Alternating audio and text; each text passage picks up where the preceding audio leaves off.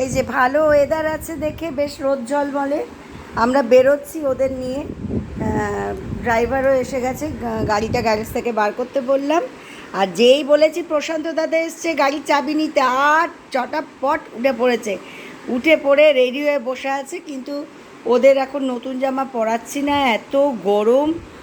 ওরা খুব মানে এমনিতেই তো গাড়িতে উঠলে একটু এক্সাইটেড হয়ে পড়ে, গরমে কষ্ট পাবে। যদিও গাড়িতে এসি চলবে, তবুও বাড়িতে এসে তারপর ভালো করে জামা পরিয়ে সুন্দর করে সাজিয়ে ছবি তুলব। সেই জন্য এখন আর জামাটা পরালাম না এই ভেবে। বেশ রোদ টোদ আছে। আর ঠাকুমাও রেডি, যদিও ঠাকুমা রোজকারের ড্রেসে রেডি হয়েছে একদম। আমি মানে রোজকার যেগুলো পরে যাই, আমি একটা কুর্তি পরে বেরোচ্ছি। রাস্তায় বেশ মানে ভেজা ভেজা কাদা কাদা রয়েছে কিছু কিছু জায়গায়। প্যান্ডেলের মধ্যে তো হবেই, আমি ওই নতুন শাড়িতে কাদা লাগাতে পারবো না।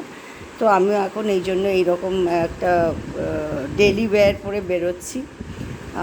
পরে দেখা যাবে যে নতুন শাড়ি পরতে পারবো কি না। হ্যাঁ, তো এনিওয়ে আমরা ready for going to a ride.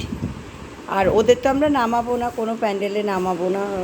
মানে কোথায় পায়ে কী সব ফুটে ফুটে যাবে না যাবে, প্যান্ডেলের কাজ হয়েছে, লোকজন ভিড়, কাকে হয়তো ভো ভো করে গেল, তাই নিয়ে অশান্তি, এই সবগুলোকে এড়াতে চাই। ওরা যদিও করে না, তবুও to be on the safe side. So Pablo Gontu are ready for a ride. আজকে কি, আজকে পঞ্চমী, পঞ্চমীর দিন বার হচ্ছে। আর এর মধ্যে আর ওদের বার করব না। হ্যাঁ, তো এরপর রাস্তায় আরও ভিড় হয়ে যাবে, এরপর আর বার করবো না। আজকেই ওরা পুজোর জন্য বেরোচ্ছে।